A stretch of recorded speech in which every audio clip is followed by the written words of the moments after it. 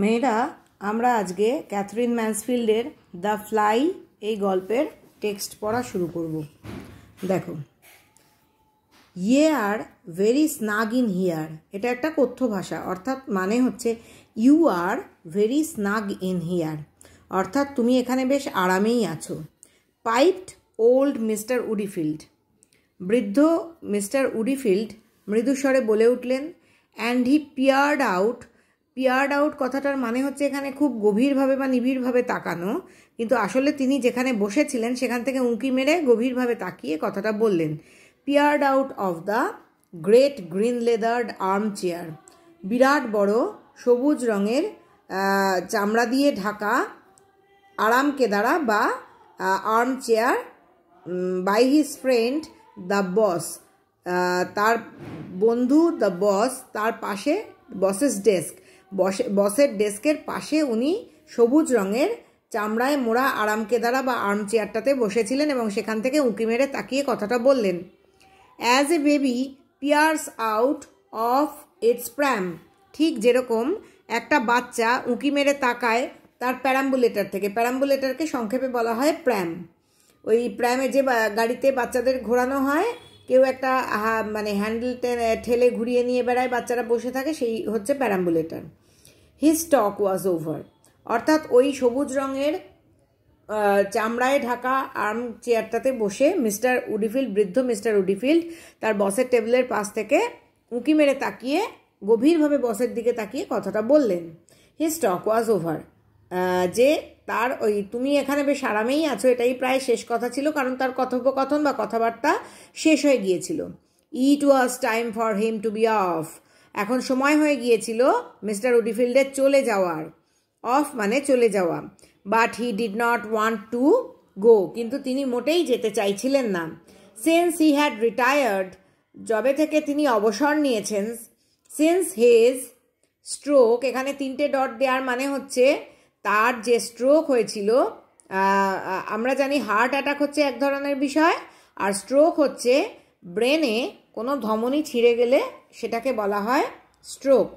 সেই স্ট্রোকের আক্রমণে পর থেকে, সিন্স হিজ মানে আরও অনেক কিছুর সঙ্গে তার স্ট্রোকের পর থেকে, দ্য ওয়াইফ অর্থাৎ তার অবসর এবং তার স্ট্রোকের পর থেকে, the wife and the girls kept him boxed up in the house every day of the week, তার স্ত্রী এবং তার মেয়েরা তাকে বাড়িতে আটকে রেখে দিত। বক্সড আপ মানে আটকে রেখে দিত বাড়িতে, প্রতিদিন, সপ্তাহের প্রত্যেকটা দিনই তাকে আটকে রেখে দিত, এক্সেপ্ট টিউসডে, কেবল মঙ্গলবার ছাড়া বাকি দিনগুলো মিস্টার উডিফিল্ডকে তার অসুস্থতার পর থেকে বা তার অবসর গ্রহণের পর থেকে মেয়েরা এবং স্ত্রী বাড়িতেই আটকে রেখে দিত। On Tuesday he was dressed and brushed and allowed to cut back to the city for the day, মঙ্গলবার করে তিনি সুন্দর করে পোশাক পরতেন, ভালো করে চুল আঁচড়াতেন এবং তাকে সিটিতে বা শহরে আসতে দেয়া হতো ওই দিনের জন্য। টু কাট ব্যাক, কাট ব্যাক কথাটার মানে হচ্ছে ভিজিট, বা তাকে এখানে আসতে দেওয়া হতো।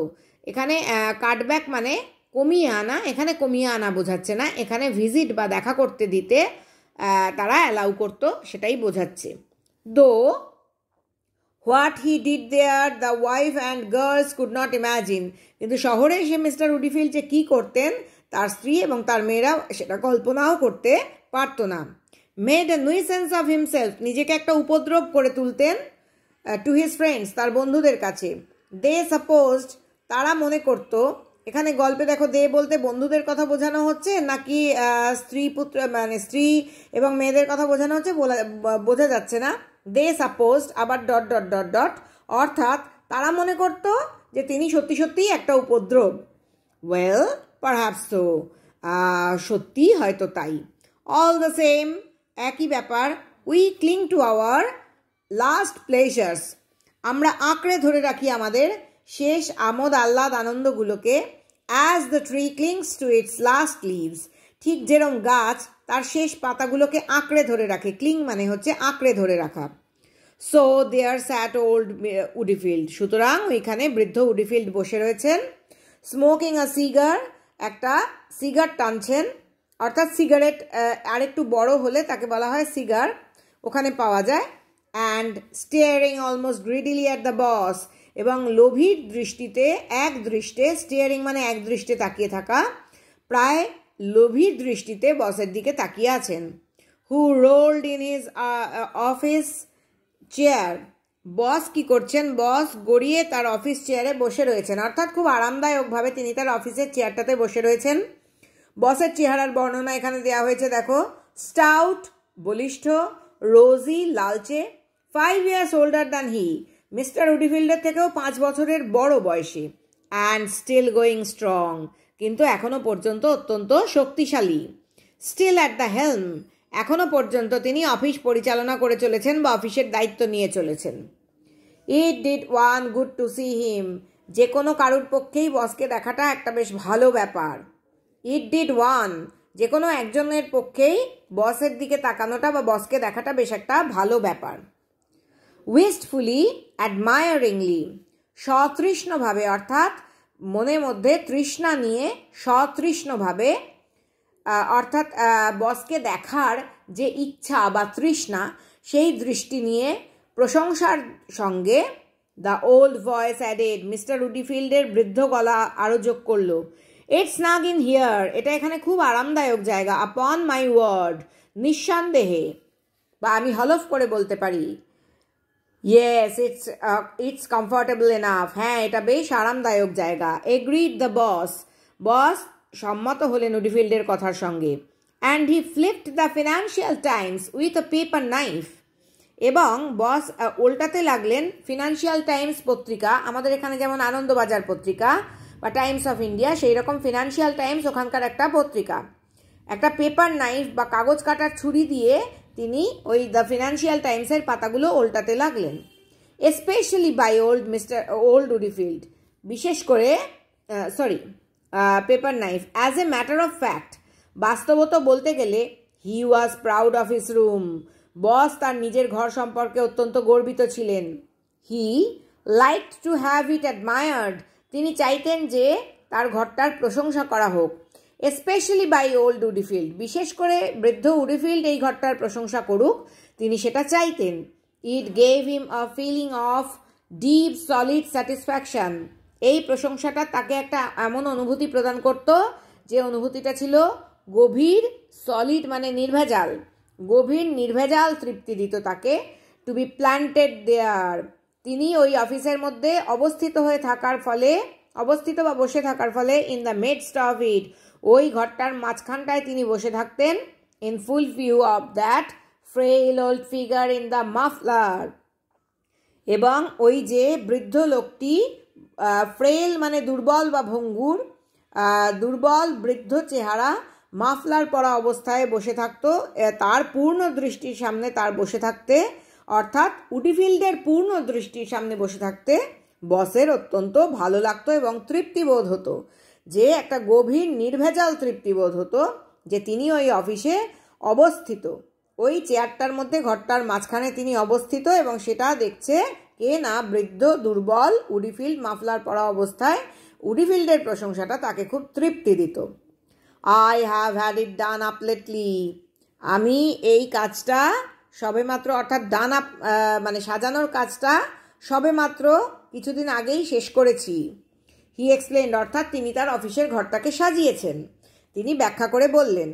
As he had explained for the past how many weeks, ঠিক যেরকমভাবে তিনি ব্যাখ্যা করে আসছেন কত সপ্তাহ ধরে, বেশ অনেক সপ্তাহ ধরে তিনি এই সাজানোর ব্যাপারটা ব্যাখ্যা করে আসছেন সবার কাছে।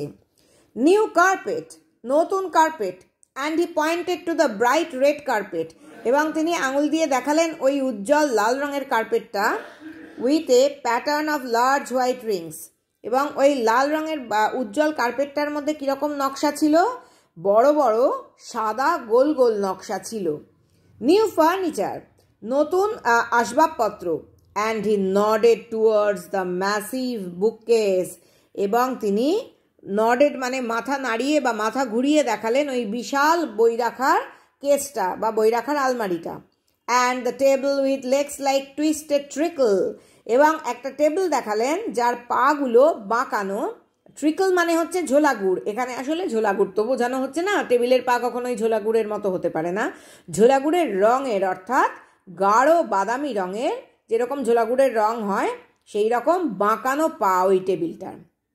ইলেকট্রিক হিটিং, অর্থাৎ ওখানে একটা হিটার রয়েছে যেটা ইলেকট্রিকে চলে, আমরা ইলেকট্রিক হিটার সবাই দেখেছি। হি ওয়েভড, তিনি হাত নাড়লেন। Almost exultantly towards the 5 transparent pearly sausages glowing so softly in the tilted copper pan. এমনভাবে তিনি হাতটা নাড়লেন ঠিক যেন মনে হলো যে তার ওখানে যে জিনিসগুলো রয়েছে এক্সালটেন্টলি অর্থাৎ বিপুল আনন্দের সঙ্গে, টুয়ার্ডস দ্য 5 ট্রান্সপারেন্ট স্বচ্ছ, 5টা স্বচ্ছ পিয়ারলি সসেজ। পিয়ারলি কথার অর্থ হচ্ছে মুক্তোর মতো কতগুলো সসেজ রয়েছে, উজ্জ্বল হয়ে রয়েছে, গ্লোয়িং, গ্লো করছে মানে চকচক করছে, এত নরমভাবে in the tilted copper pan.